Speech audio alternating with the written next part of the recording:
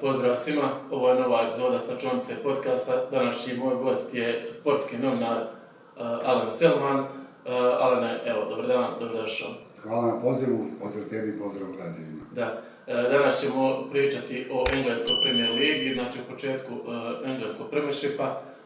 Pa evo, Alene, za početak, kako se činio i prva 3 kola, Englezi su odigrali, evo, da sa 3 kola odigrali su i Liga Cup. Kako se čini početak engleske Premier lige? Rekao bih očekivano, osim Citya, koji je možda malo podbacio, opet kad vidiš transfere, ulazne, koliko su dobili? Oni su 2 golmana.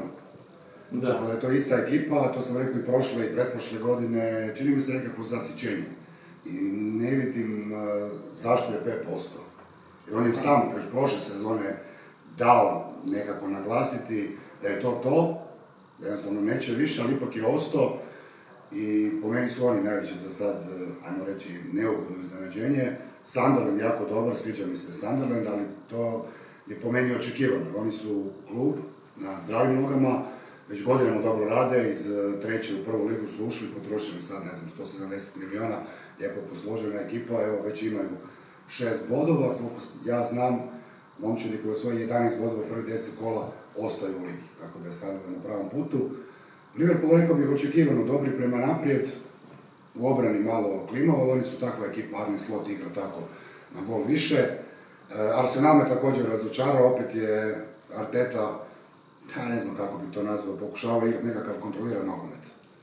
I protiv Uniteda mu je prošlo, protiv Liverpoola nije. Nisam očekivao malo, rekao bih, veće napadačke ambicije, sad kad su doveli dosta tih igrača prema naprijed, pogotovo Džekariša, eto, protiv Lica je bilo dobro, ali ove druge 2 utakmice baš i ne. Dobro, ajde, kad spomenuo već Liverpoola, krenut ćemo prvo od njih. Moramo od prvaka. Od prvaka, da. Kako je se činio ovaj prilazni rok, koji je neki karakterističan za Liverpool. Dobro, oni sad su kupili toliko igrača da imaju do sljedećih 5 godina, sastavili su momčad. Mislim da su malo pretjerali, pogotovo u ovim napadačkim opcijama, i ne znam zašto su toliko inzistirali na Isaku, ako si već doveo Ekitikeja, jer Slot igra 4-3-3 ili 4-2-3-1 varijacije, nikad ne igra sa 2 naprijed, a i jedan i drugi su čiste centralne špice.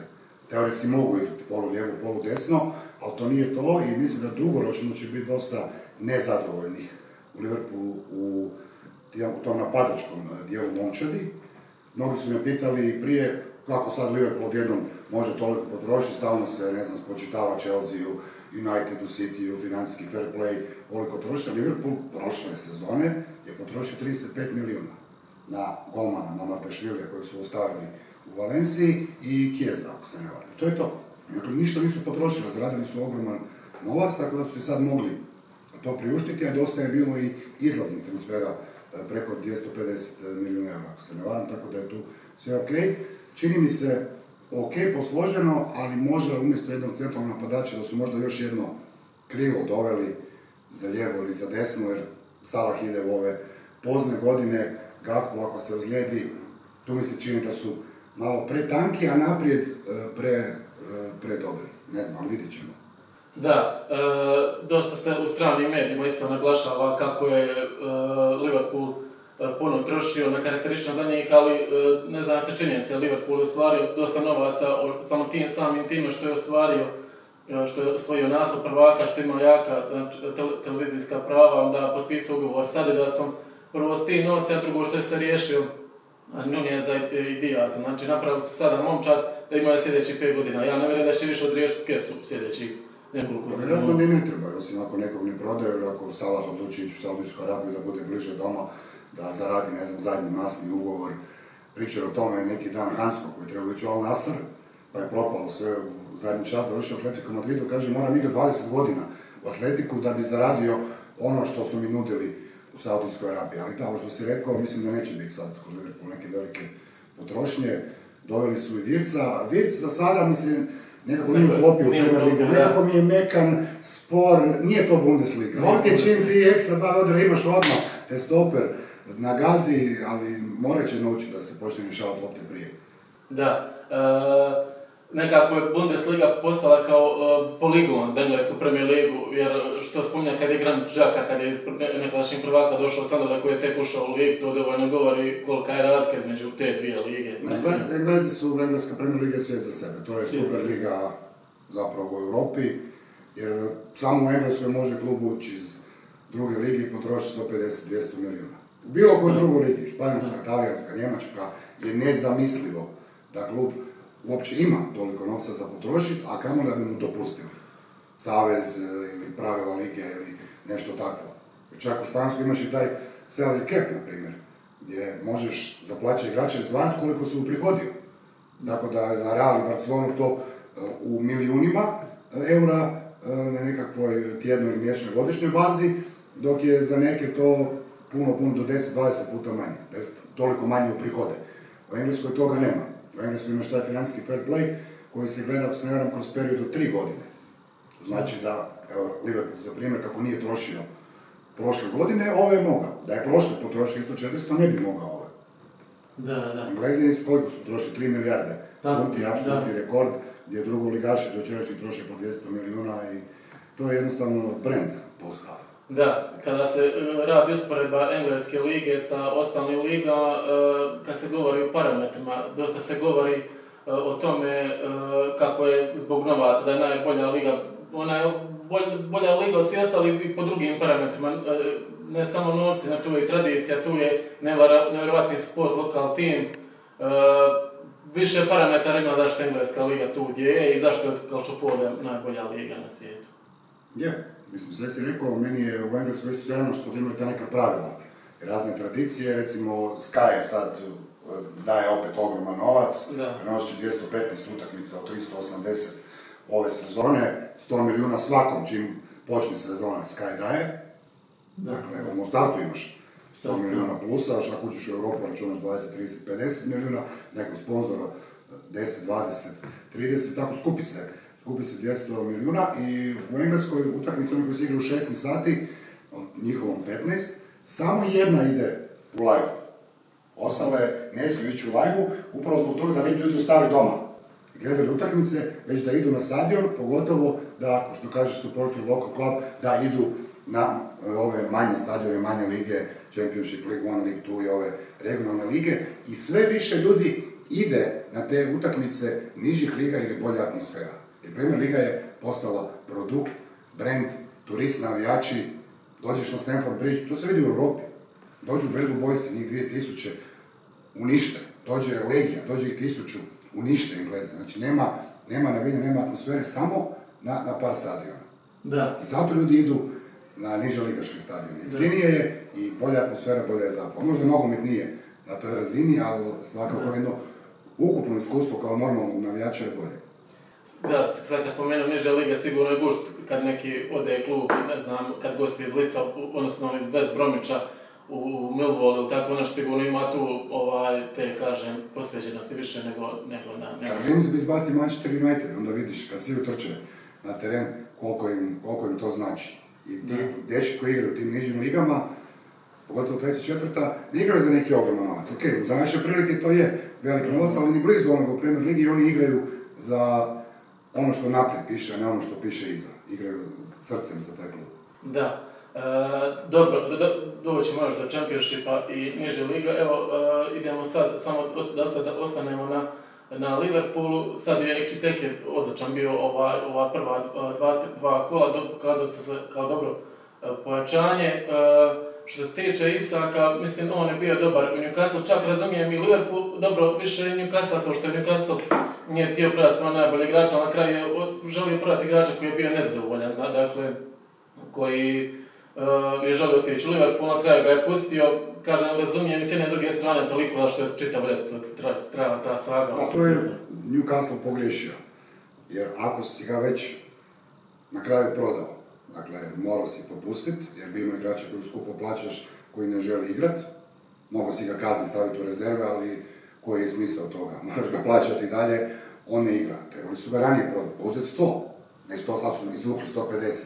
Ali onda bi imao vremena, Eddie Howe, posložiti ekipu i ne bi preplatili. Oni su zadnjih dana prelaznog roka skupo, masno platili i preplatili i Elangu, i Volte Madea, i ne znam koliko su, i Visu. Na kraju su im platili ne znam koliko, 200 milijuna ta 3 igrača, a dojam je da su Isaka prodali ranije da bi puno bolje prošli, bi imali vremena. Ovako su morali, rekao da je 80, ok, 80, jer sutra ističe vrijeme, ne možemo nikog dovesti. Da, i sam je Širer rekao da je ogorčan bio sa transfer politikom. A dobro, to je Isak kriv. Isak je mogao biti Širer, legenda, da je ostao. On je rekao da želi ići, završilo se ružno i neće imati nimalo dobar doček kad budu igrali na St. James's Parku, Newcastle i Liverpool. Da. Ne bi mu htio biti u koži. Ja sam slot, ne bi ga ni stavljao igru tu utakmicu. Pa da. Dobro, Newcastle je htio dovesti silna počanja, ali dobije razne odbijence. Oni su prije 2 godine igrali odličnu ligu prvaka, imali su tešku skupinu, sad će igrati na 2 kolosijeka u ligi prvaka i u prvenstvu. Htjeli su dobiti neka zvučna pojačanja, da je bilo samo ovoga i Šturgarta, ovoga napadača. Dobro, Volte Messi. Da. Na 2 metra čovjek ide ko zmaj dobar igrač, sad je li vrijedi 80 milijuna. Da. Ne bih rekao, ali već koji je jučer igrao za Werder, koji je u Donjem domu Bundeslige, Stuttgart ga je ugrabio besplatno i nakon jedne dobre sezone u noći, ali to Njemci rade. Njemci obožavaju Premier ligu, njemački klubovi, jer oni dođu sa bjanko čekom, ovi napišu 70, 80, 90, koliko treba, ovi plate. Ma da. Dobro, samo još definirat ćemo još malo Liverpool. Luis Diaz, ja smatram da možda ga nisi trebalo prodavati. Luis Diaz je imao dobru prvu sezonu pod Liverpoolom kad ga tek dobro, znači sezona 2021-2022, kasnije malo pao u formi, dobro nije ostatak momčad, kasnije nije bio toliko dobar, ali zadnju sezonu je bio dobar.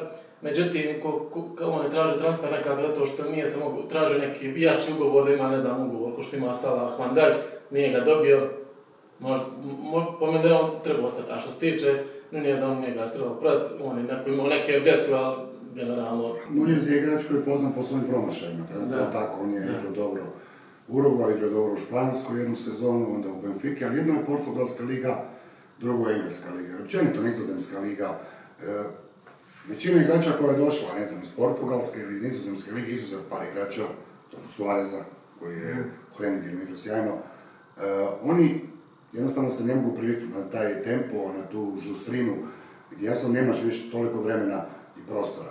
Hoće li Džekereš u Arsenalu biti ono što je bio u Sportingu? Ne. On ako zabije 15 golova, u Arsenalu će biti sretno. Bila sam on zabije 20-30 golova u Benfiki, odnosno, Darwin, u Benfiki, dođe u Liverpool, imaju on jednu sezonu sa 8 ili koliko, 12 golova, nije ni važno, ali puno je teže. I sad uživa u Saudijskoj Arabiji, dobio je masivno ugovor, masivno lovu, ali ovo da, ako si već prodao Diaza, po meni ne treba, i kao što sam rekao, nije Kitike, ni Isak, dakle, ili jednog ili drugog, i onda da dovedeš nekog za lijevo, nema više ni Žote, tragično prema Žote, koji je bio sjajan Joker iz klupe, baš za to lijevo ili desno krilo, čak i naprijed. Da. Dobro, što se tiče sredine terena, oni su apsolvirani, imaju McAllister, imaju Gravenberch. Tu su jaki. Ja, tu su jaki, Gravenberch isto, Jones kao backup opcija.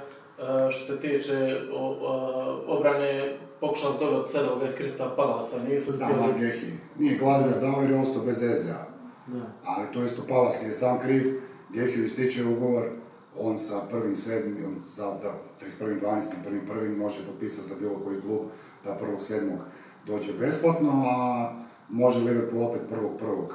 ići po njega, ali tad neće biti 40, 50, 60 koliko se prišlo, on će biti možda 15-20. Da, jer Konate je onako sklon i ozljedama, to je bio problem. Robertson še nije taj, dobro sad se dovelo ovog Mađara, on trebao sad za utakmicu je pokazao da je dobar. Kerkez je okej, igra dobro u Nizozemsku, igra dobro u Bournemouthu, tu su isto dobri. Vidjet ćemo, mislim, oni su glavni sad favoriti. Glavni su favoriti sad hoće li, s obzirom na igru na 4 kolosijeka u Engleskoj, to ćemo vidjeti. Za sada, evo, preživjeli smo, tako kažem, ovaj početak sezone koji nije bio idealan. Liverpool Arsenal je bilo razočaranje, jako loša utakmica, protiv Bournemoutha su se isto izvukli, protiv Newcastle isto. Dakle, njih spašava ta solidna igra prema naprijed, ali u obrani to curi na sve strane. Da. Dobro, kad sam spomenuo to Kirkeza Mađara, Soboslaj, to je nevjerojatno koliko je dobro pojačanje. Za njega je bilo dilema će li se pokazati u Premiershipu. Za sada je izvanredan, evo, sad kad je igrao desnog beka, to dovoljno govori koliko je dobar igrač. Evo i Slobanjaka kad je zabio, to, dakle, klasa sigurno. Ne, Soboslaj je sjajan igrač. Da. Samo te pitam, kako komentiraš ovaj prelaz, transfer Arnolda u Real Madrid, jel? Mislim, on je mogao postati legenda i imao je odličnu rolu u Liverpoolu i dobar talent, mada je znao defanzivno biti loš, međutim, eto, ovaj odlazak u Real, to je, mislim, ne mogu ostati u Liverpoolu još sigurno, malo eto, postao legenda ako što je Gerrard postao, tako da. Ofanzivno je najbolji bekova, defanzivno baš i ne, ali to isto, rekao bi određeno zasjećenje. Jer znači cijeli život tamo, osvojio je sve što se osvojiti može. Sa Liverpoolom osvojili su naslov, jubilarni 20. Kad te zove Real Madrid, ćeš reći ne. Da, svakako. Mogu je možda pomoć klubu i nekako reći Realu, ja ću potpisati novi ugovor sa Liverpoolom, pa onda da Liverpool dobije nekakvu veću odštetu, pa da potroši još, 100 milijuna na nove igrače, ali mislim, ne možeš ti ako igrač odluči, uvijek je igračeva zadnja. Meni su najbolje one priče, joj, morali smo ga prodati, on. Znači, okej, ti kao klub možeš pristati, koliko god da netko nudi, ali igračeva je zadnja, on stavlja potpis. Može sutra doći netko i ponuditi, 500 milijuna, za Van Dijka iz Saudijske Arabije ili za Salaha. I Liverpool kaže, super, 500 milijuna. Ali Van Dijk kaže, nije, ja neću ići, on odbije ugovor. Nema transfera, dakle, igrač je taj koji odlučuje na kraju. Isak je tako isforsirao transfer u Liverpool, Arnold je odlučio da ide u Real. I to je to, ne možeš ništa. Danas je sva moć u igračima i njihovim agentima. Jer tu se toliki novac okreće, a ti tu ne možeš ništa. Često su klubovi zapravo ucijenjeni od strane igrača. Oni imaju sva prava, ti nemaš nikako koliko ih ti plaćaš. Da. Dobro, ajde, završili smo sa Liverpoolom, pređemo sad na drugog favorita po svim nekim procjenama, to je Arsenal. Kako vidiš Arsenal ove sezone? Pa ja bih rekao opet drugi. Ili treći čak. Jer samo zbog Artete. Zbog Artete je onako, to mi kažemo, laički papake. Jel misliš da će navijačima strpljenja sa njim? On je dugo tu, Arsenal je sad non stopu konstantno top 4 ili sad polufinala Lige prvaka, ali... Nema još dugo, ja bih rekao, s obzirom na koliko se potrošilo novca zadnjih godina za tih par FA kupova ili ne znam što je osvojio, stalno drugi, stalno nešto fali, previše tih, rekao bih, remija, nisu naši remiji koštali tih zadnjih godina. Jer Arsenal nije izgubio puno utakmica, pogledaj, znači zadnje 2-3 sezone kad su oni drugi, ukupan broj poraza. To nije neka velika brojka, ja bih rekao da je 10 možda da su izgubili. Ali problem su ti remiji koji oni nisu uspjevali pretvarati u pobjede, upravo zbog toga što na trenutke igraju ko Stoke City Tonija Pulisa. Znači ti si Arsenal, imaš takve igrače i onda se oslanjaš na nekakve prekide, guraš nešto na silu. Ma da, Arsenal je vazda bio poznat po tradicionalnoj igri, dobre kombinatorice, pogotovo za vrijeme Wengera, sad se to pretvorilo, Neki kontrolirani nogomet Krune Jurčića, nekad funkcionira jasno protiv slabih, gdje ćeš ti na jednu pojedinačnu kvalitetu dobiti kao protiv lica, ali ja sam očekivao, znači ovim utakmicama jačim da će Arsenal reći, idemo napast, idemo pobijediti, pokazati da smo mi tu, da osvojimo naslov. To se nije vidjelo ni protiv Manchester Uniteda, ni protiv Liverpoola. Dobro, njima je sad falio taj napadač, sad su dole Gerekeša koji je zabio u Sportingu. Da, Gerekeš je zabio u Sportingu, ali sjetimo se kad je igrao u Coventryu, u Engleskoj nije baš zabio. Da. On je napadač kojim ti moraš nešto iskreirati, koji treba nekog da mu pripremi šansu. Isto ko Erling Haaland. On nije igrač koji će sam nešto napraviti. Kad se Joho da je, primio loptu, okrenuo dvojicu, trojicu, ne znam šta. Ali ako mu namjesti šansu, on će je zabiti. Sad, može li mu Arsenal konstantno namješta stvarati prilike da on zabije? Ako on zabije 20 plus golova, Arsenal ima šansu biti prvak. Sad, može li Gyökeres postići tih 20? Ne znam sad koliki je margina, sam over-under, ali ja mislim nekih 15 golova više od toga da neće zabiti.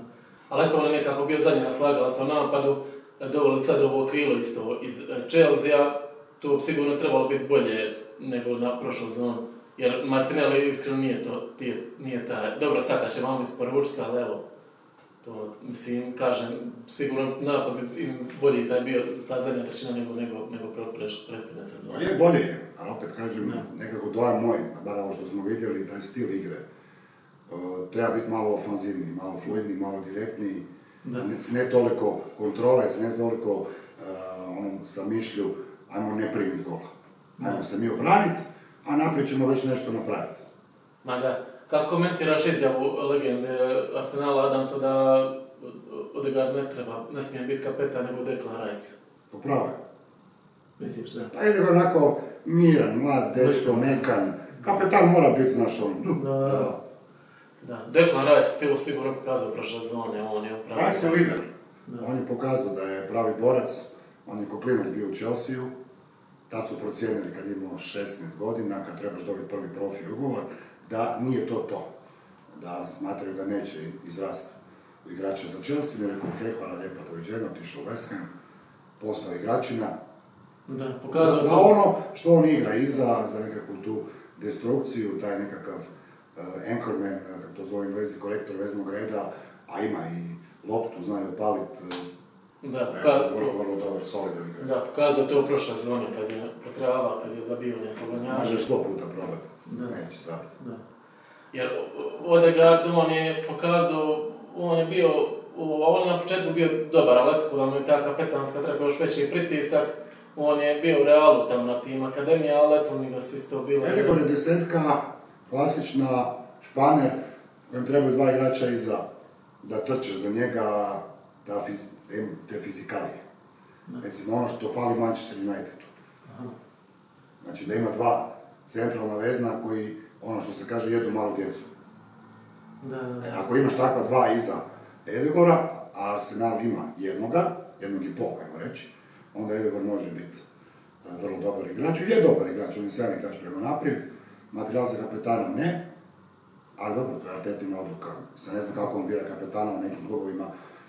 Trener kaže slačionica, vi izaberite, glasa se, stavljaju se papirići u šešir koji ima najviše glasova, je kapetan koji ima drugi najviše broj do kapitan i to je to. A nekima jednostavno trener kaže, ti si kapetan, ti si do kapitan. Mislim, to nije toliko, rekao bi bitno, pogotovo današnji nogomet, ti možeš biti lider i da nemaš kapetanskog traka, ako imaš neko ko može, podviknuti ono što je Čiro zna reći, galvanizirati ekipu, da ih malo trgne, ajmo šta smo stali, idemo. Ta traka je samo onako simbolična. A što misliš, šta fali Arteti da kažem da to zadnje što mu treba, da mora da osvoji neki veliki naslov? Malo hrabrosti u igri, sad ekipu ima, sad više nema izgovora. Opet je potrošen velik novac, zadnjih godina se puno potrošilo, znamo da Arsenal prije nije puno trošio jer se stadion uplaćivao dugi niz godina, ali oni su sada financijski vrlo stabilan. Klub, stalno je stadion pun, igra se Europa svake godine, puno novca od sponzora, TV prava od Europe. Znači sad više nema izgovora. Dakle, ako ove sezone Arsenal ne osvoji, mislim da je Arteta bivši. Ma da, sigurno on je od Pepa pokupio tu neku tvrdoglavost možda. A to je to, ja se držim svoga, tiki tlaka, ja to zovem, tapa, stalno nedogled, dodavanje. Pa daj malo direktnije, daj upali koji put izvana, daj nešto drugo. Uvijek isto. Da. Dobro, oni su i za vrijeme Wengera, on njima je bilo glavni cilj razviti igrače, prodati igrače, biti top 4. Igrala sva za prekrasan nogomet. Međutim, oni su prelaskom sa Iberena na Emirat postali tako klub da bez trofeja, a oni su, eto, kad spomenuo Manchester, da ćemo se njima, oni su snade 10. početku 2000 bilo nevjerojatno rivalstvo, ta dva kluba, tako. To je bilo najveće rivalstvo i Wenger Ferguson, a i vremena se mijenjaju. Uz Liverpool City sada, da. Koliko čeka Arsenal? 20 plus godina. Koliko čeka Manchester United? 10 plus godina. Vrijeme ide. Oni ne uspijevaju doći do titula. Koliko Liverpool čekao? Dok oni sezoni 20-30 godina. Ma da, mislim, kad se spominje Engleska liga, Liverpool je dobro, normalno, nema opravdanja, ali on kroz 2000, kad smo baš bio neki nevjerovatni momčadi, gdje nije bio na prvi mandat Chelsea pod Mourinhom, pa je bilo na normalno Fergusonova ekipa sa Ronaldom, Tevezom, Rooneyem, pa tako da, bilo ti nevjerovatni ekipa, mislim da s Arsenal, tako da to je bio problem. Dobro, ajde sada se prebacimo na City. On sad treći favorit nekako, bio su godinama prvi, evo sad nije više to. Kladionice znači kažu da su treći favorit. Da, treći favorit. Ja kažem da će biti sretni ako uđu u top 4. Misliš? Da. Ja mislim da je tu gotovo, da je to zasićenje jedno. I nije osvježio ekipu uopće. Rekao sam na početku šta je dobro. 2 golmana i ovoga, kako se zove. Reindersa. Da. Dobre, Nuri je sad tu promjena na lijevom beku, Reinders iz Milana.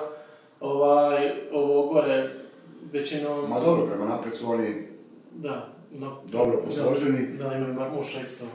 Samo, rekao sam, opet on gura svoje, pitali su ga na presica kad je izgubio ove 2 utakmice, hoće li nešto mijenjati, onda se Pep onako kaže, pa da, osvojio sam samo 6 naslova prvaka Engleske u 8 godina, pa sigurno ću sad ja nešto mijenjati. Normalno da neće mijenjati, dalje igrati isto, briga njega. On jedino kad nije nešto mijenjao, to je bilo 2023. On jedino kad nešto mijenja i kad ne treba. Da. Kad se ide praviti pametniji od najpametnijega. I to u Ligi prvaka. Kad kreće jedinu utakmicu u sezoni bez Rodrija, pa kad protiv Liona ide igra s 3 ispada prvi put ikada, kad ide nešto kemijati, čisto da može reći da je on nešto probao, da je on nešto izmislio. Da, koji final Lige prvaka kad je krenuo bez isto klasično zadnjeg vezano protiv Chelsea, pa imao on tamo i pred Tottenhamom, kad je bilo 4-3, imao i nekih svojih zamisli. On je takav, on je onako pun mušica, što se kaže, ne da na sebe, smatra da je najbolji, je jedan najbolji.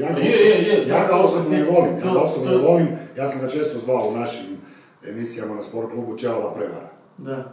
Mislim, ne možeš oduzeti to što je on osvojio sa Barcelonom i sa Cityjem i da je on jedan inovator, da je dobar trener. Ja ga osobno jednostavno ne šmekam ga. I to je normalno, jer ti ne možeš se svakom svidjeti i ne trebaš se svakom svidjeti, to je jednostavno tako i u sportu i u životu, njemu svaka čast na što je napravio, ali to kako njegove ekipe ne igraju, ja to ne preferiram. Ja volim malo ipak direktnije, ajmo to tako reći. Da.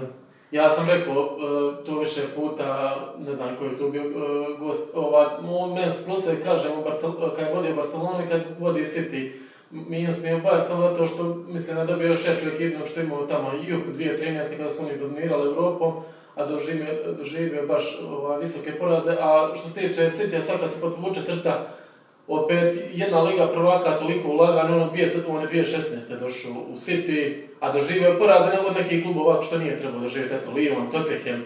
Dobro, teško ti je osvojiti ligu prvaka. Gdje je, normalno je teško, ali... Jedna loša utakmica. Da, on mislim treba sve mi, imali su ona brojna, ne 2 meča sa Realom kad su bili objektivno i bolji, pa su ispadali isto bili...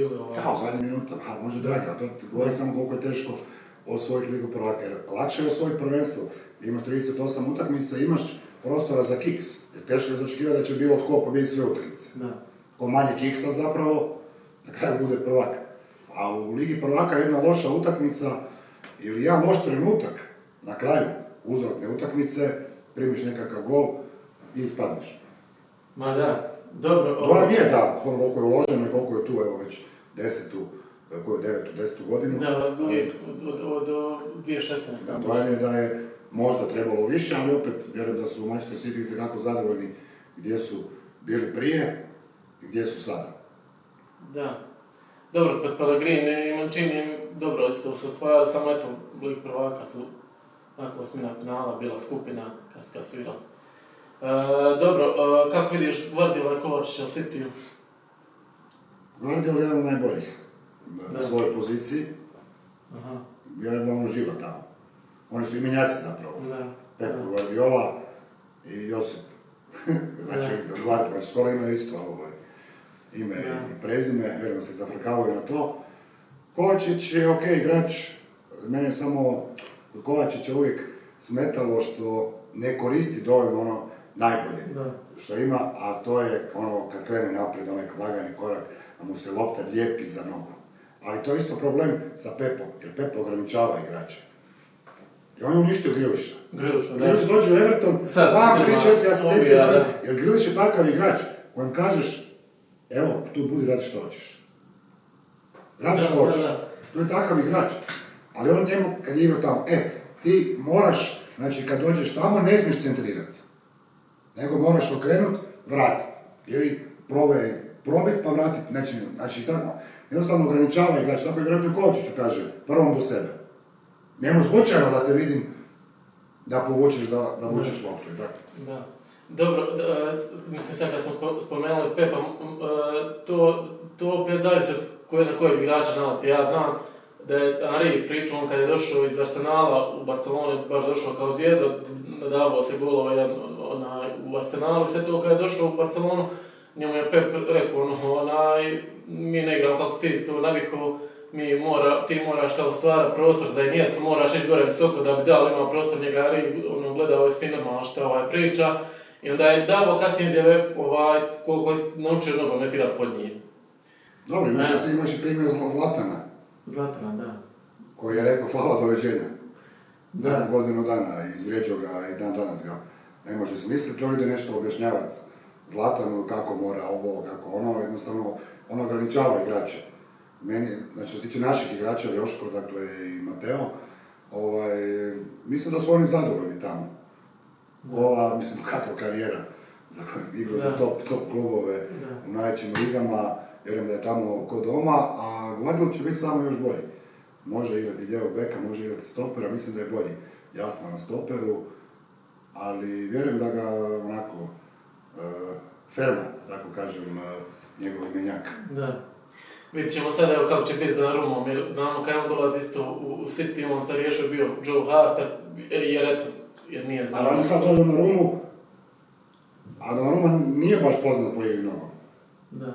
Ali očito je sastavio nekakav popis pluseva i minusa i plusevi su prevagnuti od Donnarumme. Jer ako dobiš priliku dovesti takvog golmana za 30 milijuna, onda ga dovedeš. Iako on nije golman koji je rekao odgovara Guardiola. Da. On je sjajan golman, jedan najbolji. Da, meni to ne ide nula, da što je njega Paris ispustio, jer je, budimo realni... A nije htio produžiti ugovor, Lani kad je bilo stani pani, koliko on imao dobri obran. On ima dana ligu prvaka svojim obranama, ali stvari opet, vraćamo se na početak, moć je u igraču, u njegovom agentu. Oni njemu nude novi ugovor, on neće. Znači 1.7. iduće godine, on odlazi besplatno. PSG nije htio dozvoliti da mu se dogodi ono što se dogodilo s Mbappéom. Kaže, ba ćemo nešto zaraditi. Prodali su njega, doveli ovog Chevalliera iz Lilla. Bože dragi, život je dalje. Da. Dobro, City je sad ostao i odlučio prodati Akanjija, najviše to ni Gundogana. A dobro, rekao je Pep, to sam baš neki dan pročitao, Akanji sad kad je bilo kupljena reprezentacija za Švicarsku odigrao vrlo dobro, čak je gol zadio, mislim. Rekao je, na početku sezone je došao Pep, 6 stopera ima, rekao je 2 će igrat sve utakmice koja će biti jako sretna, 2 će biti rotacijske opcije, 2 neće uopće igrat.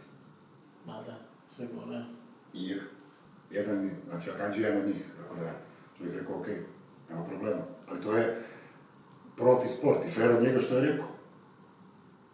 Da si on može potražiti novi klub, ne ono da ti kaže 31.8. Znaš šta, ne računam na tebe. Da. Dobro, što tiče napadača, Haaland i Mbappé nekako kad su Ronaldo i Messi dosegli kad je prošlo nekako se njih dvojica zvali kao nasljednici, znači Haaland i Mbappé kao nasljednici Ronalda i Messija. Haaland je, jel misliš da mora pa isporučiti, on je prvu zonu isporučio? A može on 20 plus gola, prva je bila baš brutalna. Vidjet ćemo, znači ja sam rekao City, mi je zna dobro, kao da je došlo do nekog zasićenja. Vidjet ćemo, imao je sad ovih 2 tjedna Guardiola kad je bila pauza za reprezentacije, da nije bilo još puno igrača s kojima bi mogao raditi ili većina išla igrati za reprezentacije. Vidjet ćemo ko će se vratiti u kakvom stanju. Od toga uvijek strahuju treneri i klubski. Te utakmice prve poslije stanke za reprezentacije su uvijek vrlo teške, jer ti kao prvo ne znaš u kakvom stanju će se vratiti, na kakvom su energetskoj razini, je li netko ozlijeđen i upravo zbog toga u tim kolima, odnosno u tim vikendima poslije reprezentacija bude jako puno iznenađenja i puno ozljeda. Što se tiče Holanda, njegov problem je pod navodnicima što je Norvežan. A Mbappé je Francuz, Da, zlatne lopte će Holand jako teško osvajati. Jako teško osvajati igra za Norvešku. Slažem, to je baš ekstra usporedba zato što Norvežani je baš ulažu u nogometaše, sad, mislim, općenito ti skandinavci su bacili nevjerovatno svi, ne samo nogomet, u svim sportovima, ali To su uređene zemlje koje imaju stajanu infrastrukturu, da.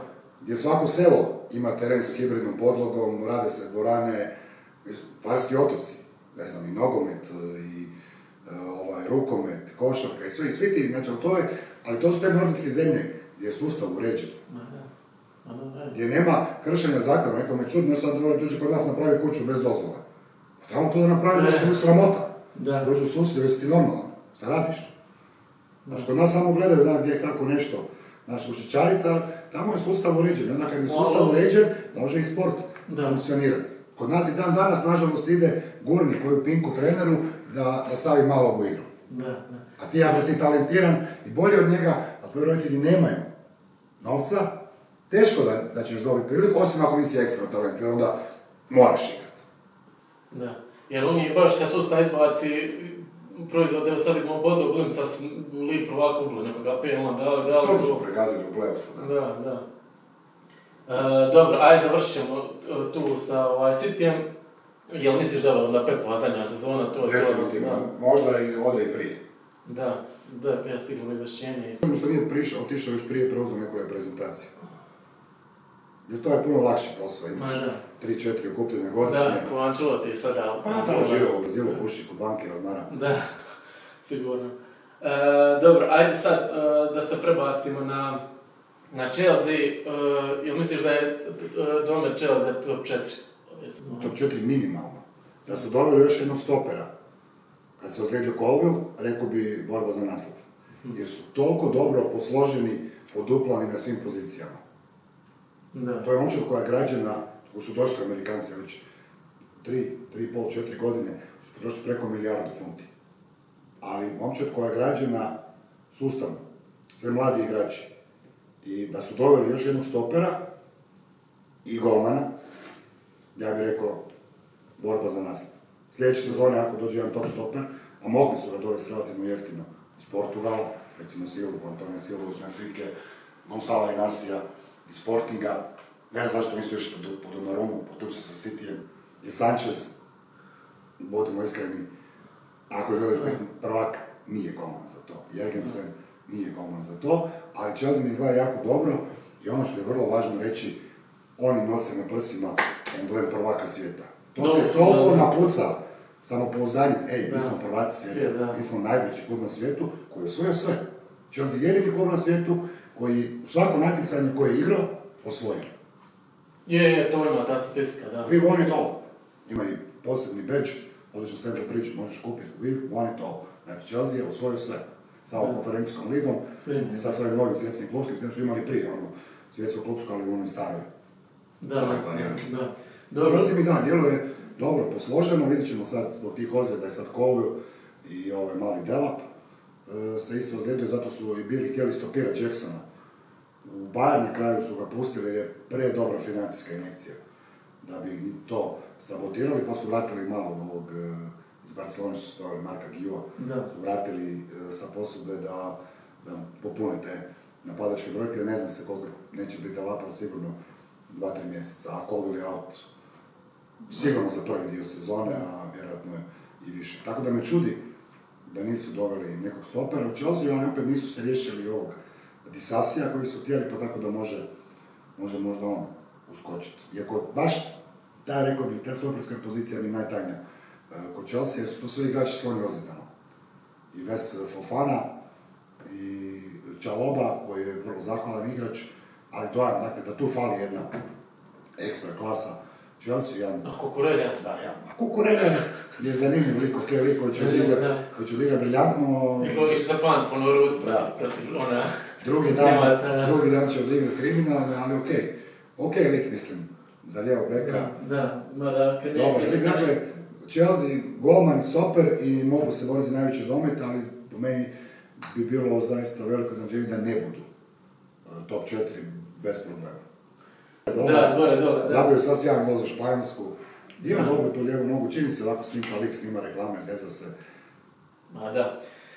Chelsea dobio Gittensa iz Borussia Dortmund, to je isto dobro pojačanje. Dijete Citya, to je jedan od tih silnih mladih engleskih igrača kojima se nije dalo čekati priliku. Jer u Engleskoj mladi igrači sa akademije je vrlo teško dobivaju priliku upravo zbog tog silnog priljeva novca i konstantnog dolaska zvijezda. I onda ti ne možeš dobiti priliku. Madueke je otišao iz Tottenhama, PSV, Sancho otišao iz Cityja u Dortmund, Jude Bellingham je išao iz Birminghama, mogao ići u Manchester, nije, otišao je u Dortmund, Gittens je isto išao. To imaš mali milion tih engleskih igrača koji su preko Nizozemske, Njemačke, Portugala na kraju se vratili. U Englesku Gittens mi još uvijek onako nedorečen, malo mi je onak staklen, mekan još uvijek, ali vjerujem da će biti dobar, rotacijska opcija na krilima. Vidjet ćemo, ne znam kakva je težina ozljede Cola Palmera. Tu Chelsea to skriva ko zmije noge. To mi nešto smrdi. Ako je Palmer teže ozlijeđen, onda se stvari mijenjaju. Da, ima i dobro napadač, to je ovaj Delap, to je sin od ovog legendarnog Roland Delapa, to je bar zanimljivo, bio poznat po Otmava igra. Da, je bio bek, napadač je isto dečko koji je prošao Akademiju Cityja.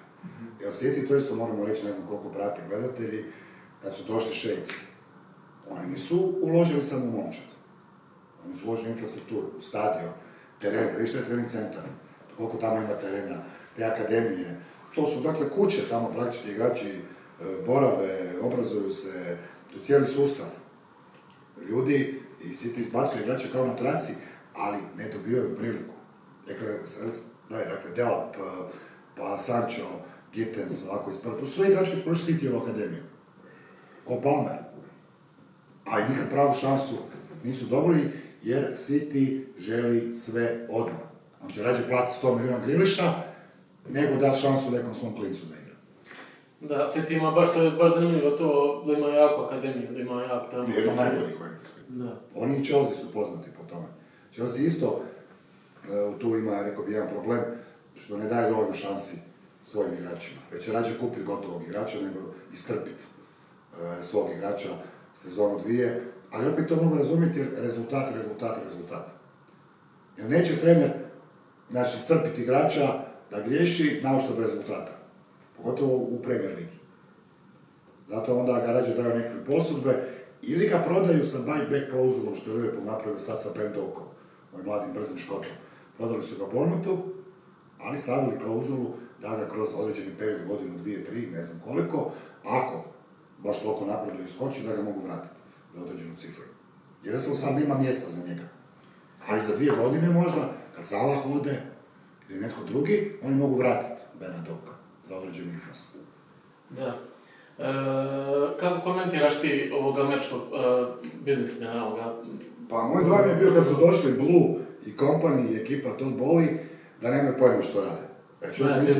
Mislim da igra američki nogomet, koliko je bio 54 igrača na rosteru u jednom trenutku, 13 golmana je Chelsea imao. Kad projiš one u rezervu i one na posudbi. Ja sam rekao da se on ponašao kao pijani milijarder, pokupovao je sve. Jednom igraču je dao neki veliki ugovor, nešto duže od 5 godina. Svima daju ugovore na 7-8 godina. To je isto van pamet, mislim. Da, jer tako balansiraju transfere, jer tako ostaješ u zelenu. To je jednostavno transfer politika, jer onda se taj ugovor dijeli na 7-8 godina, a ne na 3. Francuski fair play ti ulaze i plaća igrača, se gleda period kroz 3 godine. Ako ti njemu daš, 20 milijuna po sezoni, a rastegneš to na 8 godina, onda je to lakše financijski podnijet klubu. To su sve cake, iza kulisa koje se rade, s tim da je Chelsea jako puno, rekao bih, i krivih igrača doveo, ali to je razumljivo na taj veliki broj, zakon veliki brojeva, kad ti dovedeš, u 3 prazna roka 50 igrača, pa 10 će biti krivi igrači, odnosno pogreška koji se ne uklapaju u sustav. Ali Chelsea je dobro radio jer je kupovao mahom mlade igrače kojima je rasla vrijednost. I oni su ih kasnije transferirali za veći iznos. Mali Anđelo, ako se sjećaš, kad se igrao u Saudijskoj Arabiji, doveden iz Brazila, nije minute odigrao za Chelsea, bio je na posudi u Strasburu, prodan u Saudijskoj Arabiji, zaradili su 10 milijuna na njemu. Zvuči malo, Ali 10 takvih, da kupiš za 10-15, prodaš za 20-30, ti si zaradio 100 milijuna u godinu dvije.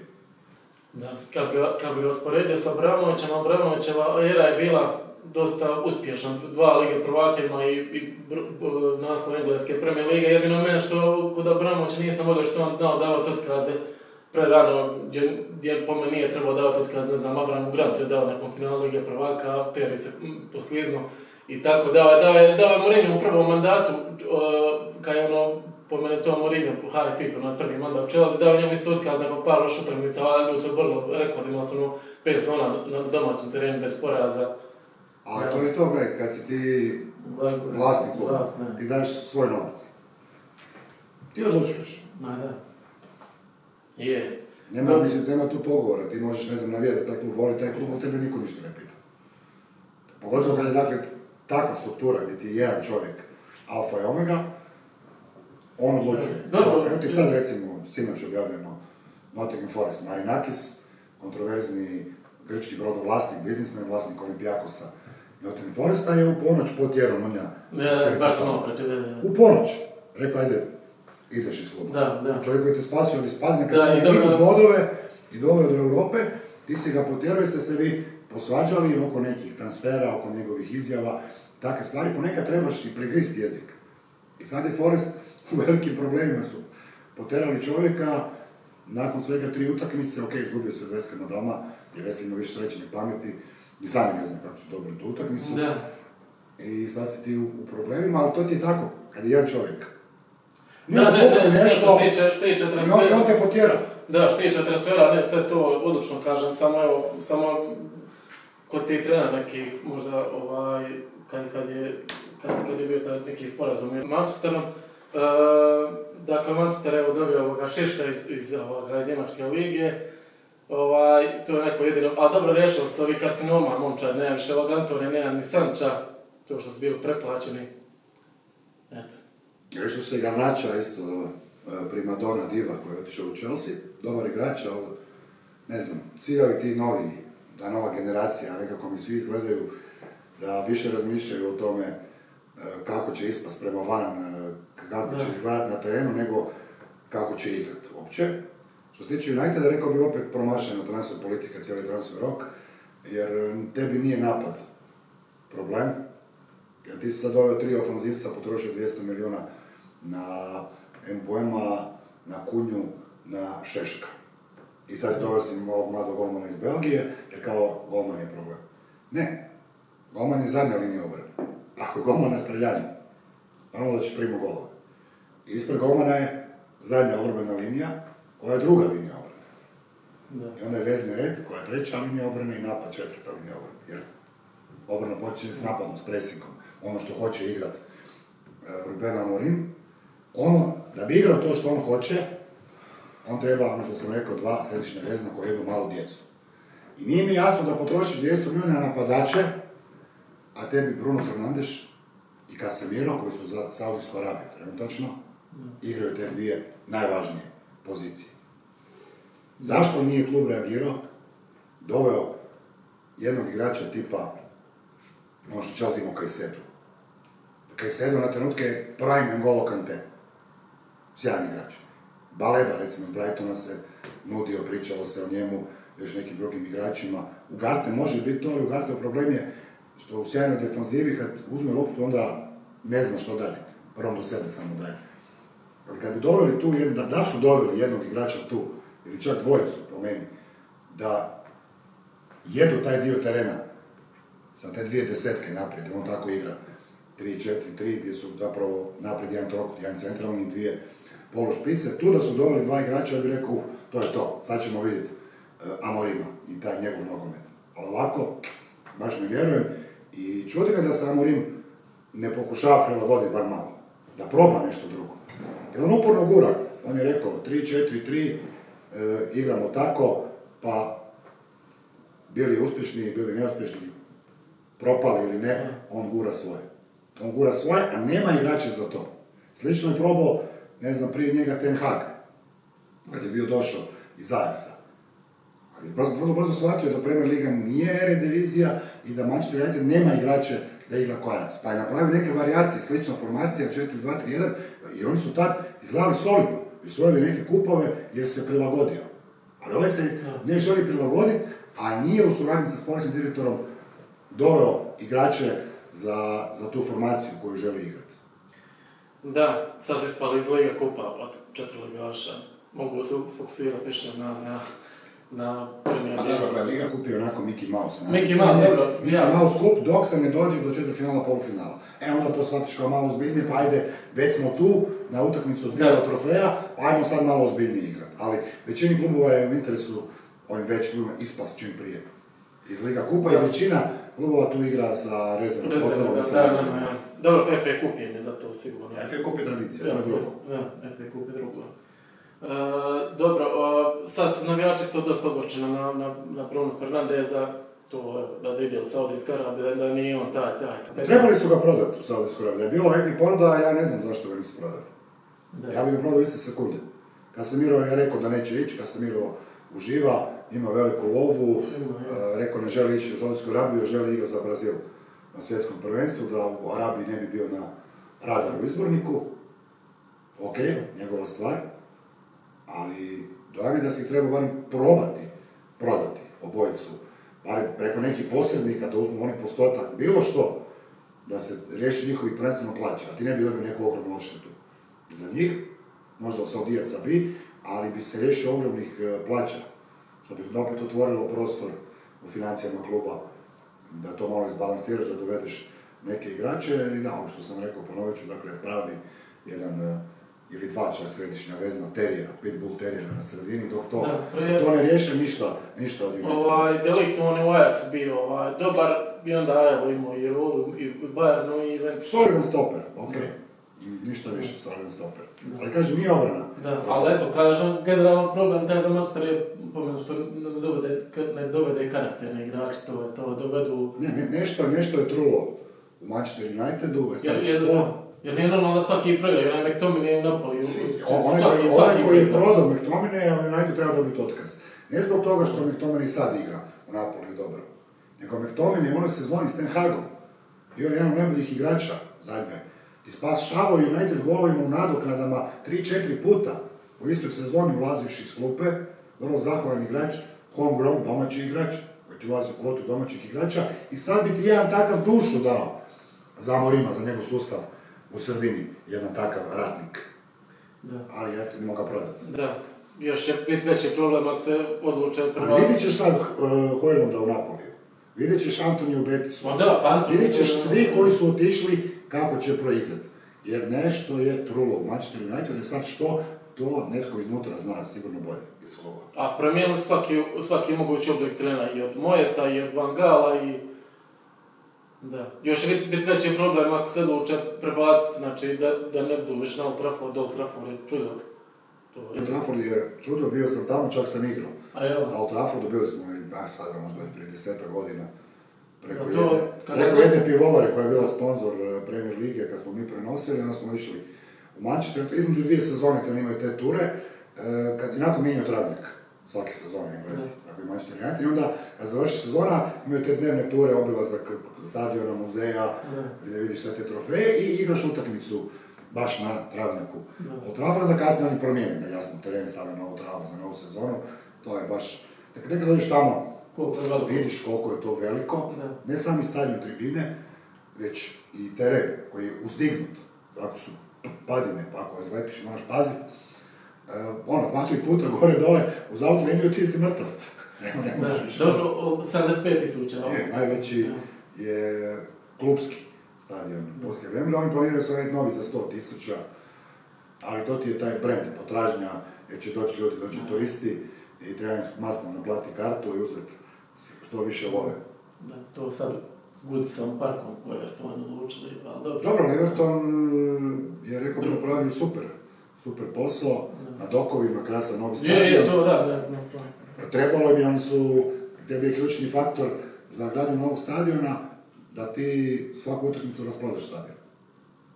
Ma da. Oni su imali, ne znam koliko, 20.000 godišnjih, a ne znam, 50.000 ili 100.000 prijava za godišnju ulaznicu. Onda je bilo razumljivo ok, nije Everton puno trošio, a uvijek se zaradi od Premier Lige, imali jesu neki financijski problema, mislim da se sad to riješilo i stadion je napravljen.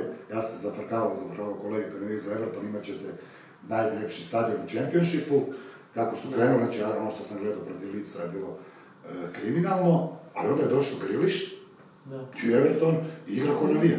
Mislim da Everton bi trebao sad krenuti na bolje. Nadam se.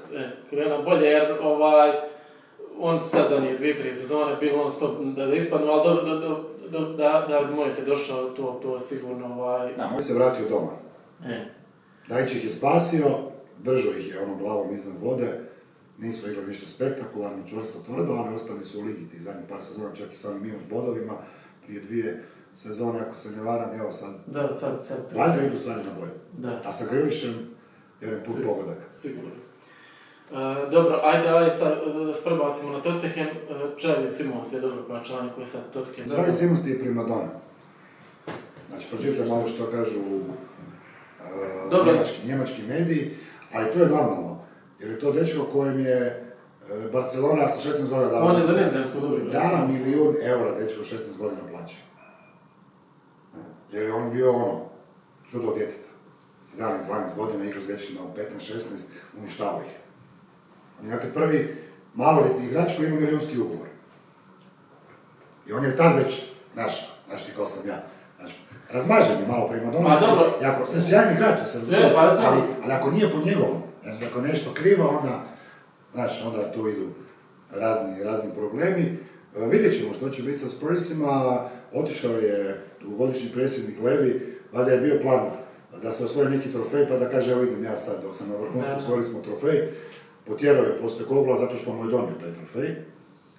Tako da za Franka najbolje da ništa ne osvoji, to je šala. Sad kako nema Levija, onda je miran, može slobodno nešto osvojiti. Da, što se tiče Xavi Simonsa, on je, dok je Nizozemsku igrao, on je pokazao da je po meni dobar igrač.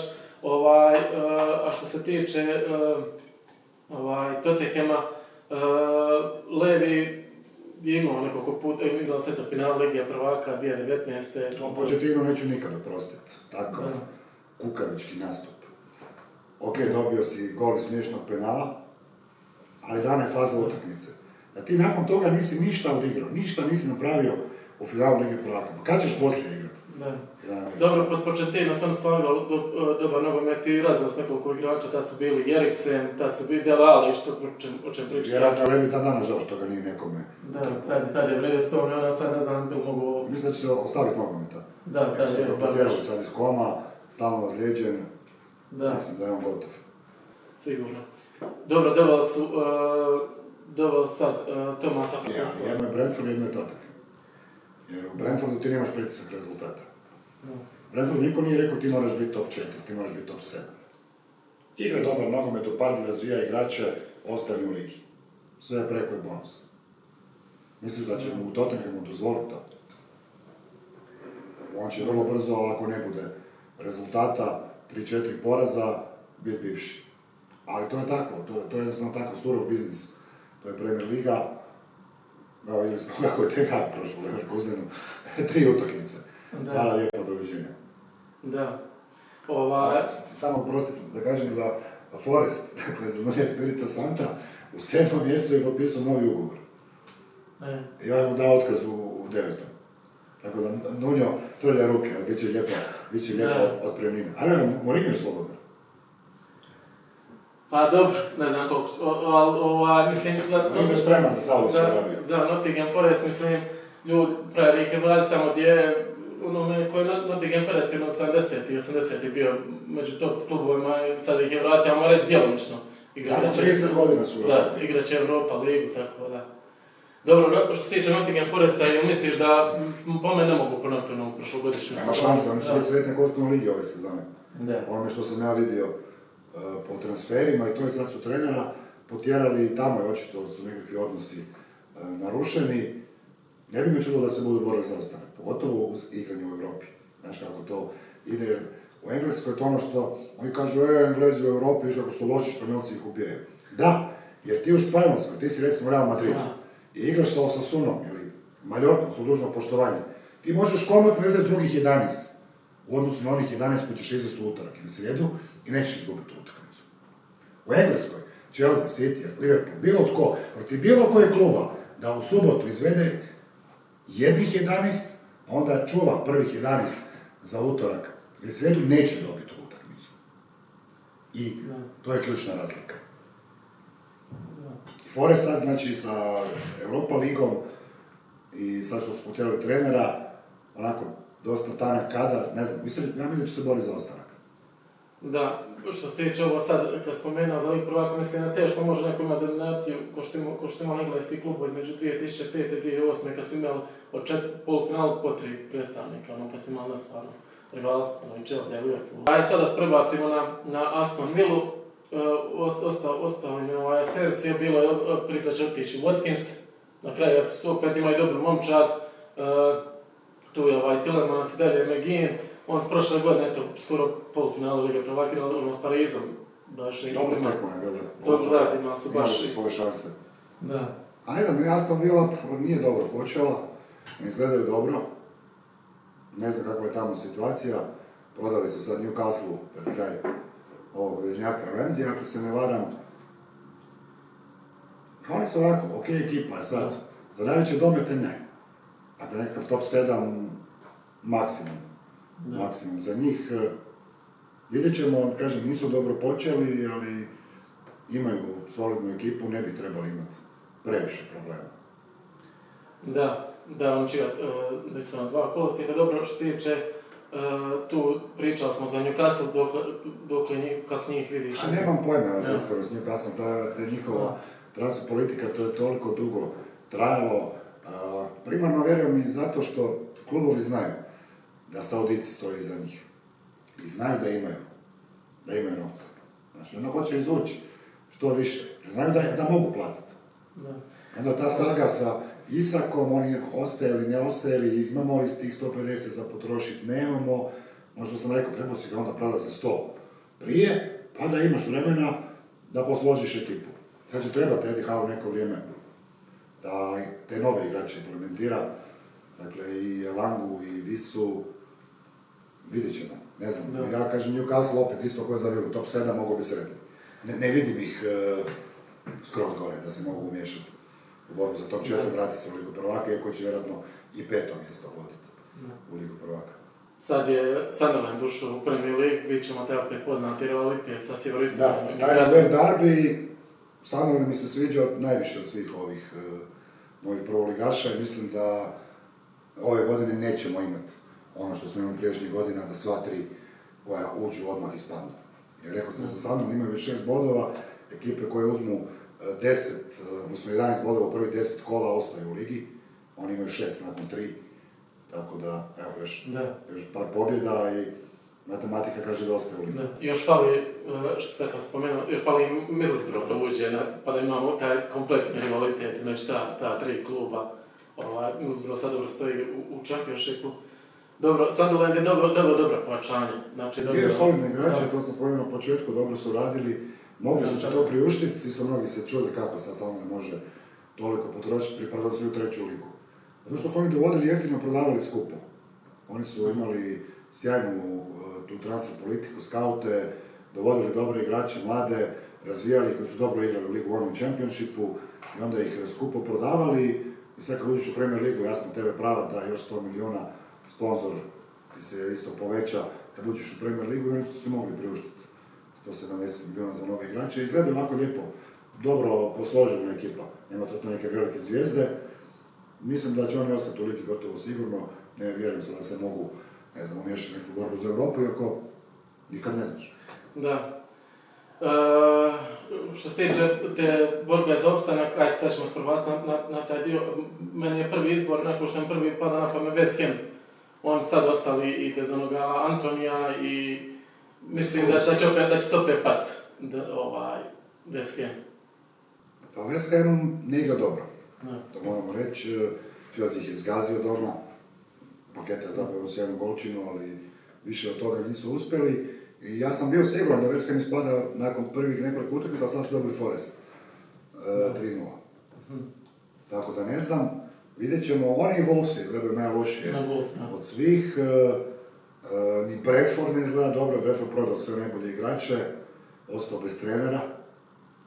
Da. Tako da ne znam, po meni dakle Wolves i West Ham, Brentford, ovi koji su ušli, dakle još u Sunderland, prvenstveno tu mislim na Burnley, po meni su to glavni kandidati za ispadanje ili, moramo reći, ekipe koje će se mučiti ove sezone. Da, nekako je dojam isto možda za Burnley, da može znači isto završiti u Championshipu.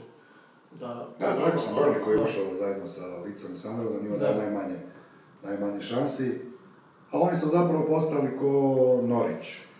Ako se sjećaš Norwicha, kada je sa Cannon Roada, njihova vlasnica Delia Smith je prije par godina kad su zadnji put bili u Premier Ligi rekla da naš cilj je biti top 26 engleski klub.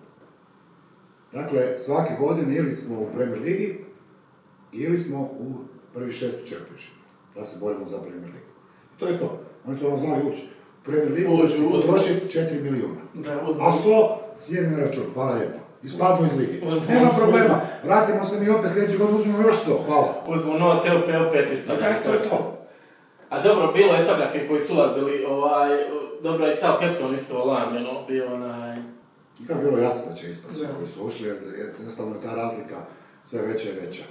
Jer ta prva sezona je vrlo važna, druga još važnija, a ti ako ostaneš 2-3 sezone, pogledaj Brentford i ove klubove koji su isto donedavno bili u nižim ligama, tebi samo to treba da uđeš, da ostaneš 2-3 godine i gotovo je. Ti si 10 koraka ispred ovih iz Championshipa. Da. Jer samo tu si uzeo 300 do 500 milijuna koje možeš utrošiti u klub, u infrastrukturu, u igrače, u što hoćeš. Da, prvi koji je ušao i koji se isto nije zadržao Derby County, oni isto imali loši rekord, 2 sezona, 2007, 2008 su baš tada bili isto. Oni su dalje se dalje najgora momča. Čak je bilo priča da će Southampton srušiti taj negativni rekord po broju bodova, ali eto, na kraju nisu. Derby drži dalje taj neslavni rekord. Da. Dobro, evo lagano ćemo se približiti kraju, dotaknut ćemo se samo nekih klubova još iz Championshipa, League One. Što se ti, samo evo Leeds, gdje njih vidiš, oni imaju veliku bazu. Leeds imaju dosta u ligi.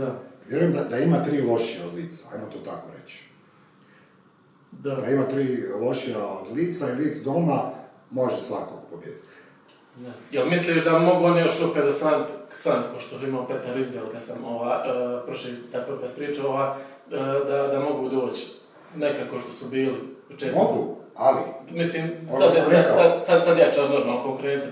Ovo što sam rekao, 2 do 3 godine moraš ostati u ligi. Da budeš 17. Nema problema. Oni bi sad potpisali. I onda slagat momčad. Ali onda kad dođeš do tamo gdje su bili sa Vidukom i Harrym Kewellom i Alanom Smithom i ekipom, ne napraviti onu glupo što su oni napravili, potrošili silne milijune i onda upali u dugove i klub se skoro ugasio i ne znam takve stvari. Okay, danas je to teže napraviti takvu glupost nego što je bilo tada, ali može, ali mora ostati u ligi 2-3 godine. Može, pošto je Nottingham Forest u lani bio, upravo to. Dobro, što se tiče Championshipa, tamo borbu vode, mislim da će voditi West Bromwich, onda Middlesbrough i sad kad smo spomenuli loši nogomet Arsenala, to je Stoke City. Meni je Championship iznimno teško prognozirati. Da, je teža liga, da. Da, tu imaš kao prvo ogrom broj utakmica.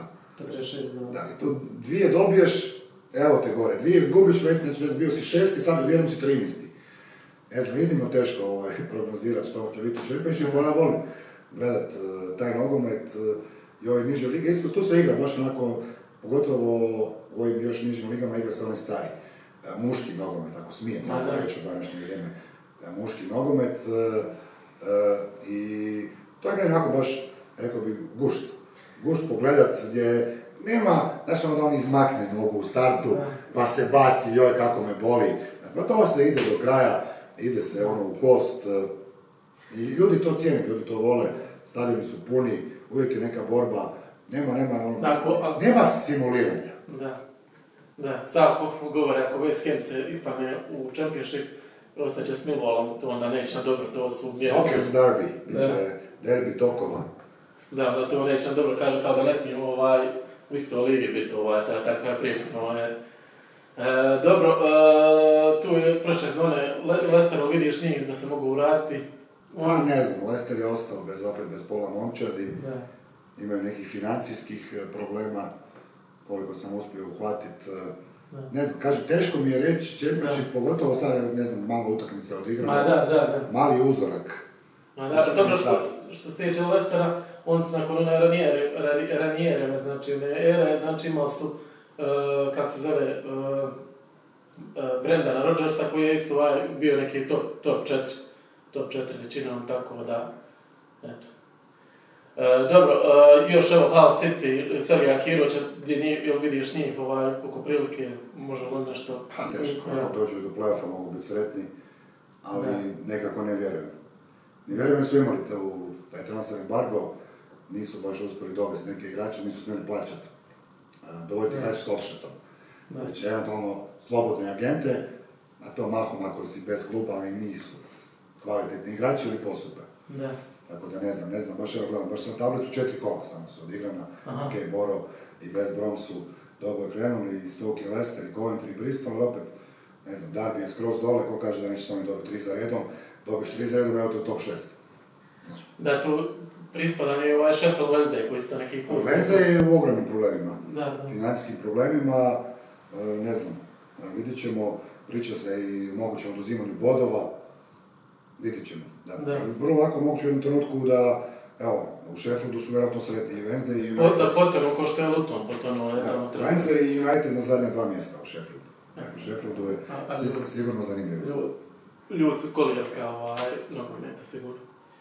Dobro, tu je još i Swansea, oni su, sad je Modrić suvlasnik tog kluba, to je... Mnogi poznati su uložili, negdje čak da je Snoop Dogg uložio, isto tako nešto sam. U Swansea ili... Da, u Swansea, znači Snoop Dogg i Luka Modrić, to je... Dobitna kombinacija. Dobro, a još ima samo League One, tu ima još neki, ajmo reći, kultni klubova, prije svega Bolton. Bolton imao neke financijske poteškoće, ali evo, borili se sad za ulazak u Championship, ali nisu uspjeli, nadam se da će se vratiti. Fali taj Bolton, fali Blackburn. Blackburn Rovers i meni fale. Blackburn Rovers i meni fale svakako još neki klubovi. Portsmouth. Da, Portsmouth, ja bih volio vidjeti Millwall gore, jer čisto zbog tog odnosa rivalstva i sa Chelseaom i sa West Hamom, ali teško, da kažem, ogroman je jaz. Svake godine je sve veći i veći, jer u Premier Ligi ti jednostavno dobivaš toliki novac da Championship ne može to pratiti, jer ti, Premier Liga je svijet za sebe i Premier Ligom upravlja Premier Liga, a onda imaš Championship, League 1 i League 2 s kojima upravlja EFL, čiji je Liga Kup. I tamo, to su dvije različite firme, pod navodnicima, dva različite saveza. U Championshipu nema novca od nagradnog fonda, nema toliko novca za te prava, nema toliko novca ni u League 1, ni u League 2, koliko, znači jedan klub u Premier Ligi koji završi, ne znam, 15. Jednostavno oni zaradi ko pola Championshipa, ko, ne znam, 10-15 klubova zajedno. Tolika je razlika u financijama i ako tebe nema u Premier Ligi 2, 3, 4, 5, 10 godina, iznimno je teško vratiti se. Evo, pa koliko dugo Norwicha nema, a znamo koliko je dugo bio. Nema novca od Premier Lige od te prava, teško je posložiti konkurentnu momčad. I ako tebi netko iskoči u polusezoni, zabije 15 golova, evo klubova iz Premier Lige iz Donjeg doma koji ti daju 20-30 milijuna, hvala, i uzmu ti ga. Da. Dobro, ajde, zaključit ćemo s tim dijelom. Evo, samo za kraj, ono što smo govorili prije podcasta, da napravimo neka predviđanja na kraju sezone, to je neke osnovne, prvak, evo, što misliš protivnika? Prvak, moram reći Liverpool. Liverpool, da. Iako se nadam da će biti Chelsea. Ajmo tako reći. Da. Pretpostavljam sam da ćeš reći Chelsea. Dobro, najbolji trener? Najbolji trener? Nemam pojma. Trener Sunderlanda. Misliš? Pa šta? Dobro, sad ja slot dobijam da mislim za prošlu sezonu da je on... Pa gledaj, obično bude onaj koji uzme titulu. Da. Znači, bit će ili Slot ili Arteta, ako se opameti. Dobro, najbolji strijelac? Najbolji strijelac će biti Joao Pedro iz Chelsea. Joao Pedro, da. Njemu daješ prednost pred Holanda, jel? A moja, mislim, šta ću reći Holanda, će svi reći Holanda. Da. Ja ću Dobro, reći... reći mogu se Kiteke ili Salah. Ne, ja ću reći Pedro, pa poslije kad bude da mogu reći, ja sam vam rekao. Dobro, ajde, vidit ćemo najbolji igrač. Najbolji igrač. Na kraju sezone najbolji igrač. A bit će neko iz Liverpoola ko će biti prvaci. Znaš, to mi je sad teško reći, ne znam, reći Bilo prije da rekneš nekoga sad iz Big Six, ne bude sad. Dobro, ajde, rekao. Ajde, bit će Salah najbolji igrač. Dobro. I najpozitivno ovako iznenađenje, negativno što misliš? Pa mislim da će Sunderland biti jedno od ugodnijih iznenađenja, a najneugodnije iznenađenje, sad što tu spada od iznenađenja, ja bih rekao, ne znam, hoće iznenađenje opet ako Manchester United ne bude u Europi. Je to iznenađenje? Ili više nije? Pa nije. Ne znam, evo, prošle godine s 15. Ne znam, ja ću reći Nottingham Forest. Dakle, ajmo reći najveći drop-off, najveći pad u odnosu na prošlu sezonu po meni Forest. Jel bi mogli još izdvojiti 3 najbolje utakmice engleske Premier Lige u povijesti, ako što prvi pada na pamet? Ne moraju biti, evo sad nešto. A bilo ih je puno. Baš sam neki dan mi je iskočio jedan klip utakmice Evertona i Chelsea, ja sam koji je Drogba zabio onu golčinu, ne znam koje minuti pred kraj za 3-2, a bilo je to onih ludih utakmica, ona Newcastle, Arsenala, da, kad se 4-4 je bilo, pa da se sjetim, ona na kraju sezone između West Broma i Uniteda, da je isto bio neki vaterpolo rezultat. Mislim, dobri se utakmice, sjetio ja kad sam gledao sad na nekom engleskom portalu, te sad niko nije spomenuo, a spomenuli se koji ne bi ja spomenuo, jer meni prvo što je upada na pamet Arsenal, Liverpool, kad je naš Šanin dao 4, City, Queen's Park i... Dobro, mislim, to je povijesna zbog naslova, sama utakmica. Sama utakmica nije to, ali zbog naslova je. I Arsenal Tottenham 4-4 kad je, to mjesto sjećam sezona 2008-2009 kad je Modrić, to je prvi njegov derbi bio sam. Dobro, i Chelsea Tottenham, borba na Bridgeu kad je Chelsea donio naslov Leicesteru, kad je bilo 20 kartona. Da, ja kad sam mlato, da. Dobro, Alan, eto ga s tim zaključio, hvala ti puno na dolasku, eto nadam se da će opet biti neka prilike za analizu Premiershipa. Eto ga, to je bio Alan Selman, sportski novinar, do sljedeće prilike, lijep pozdrav.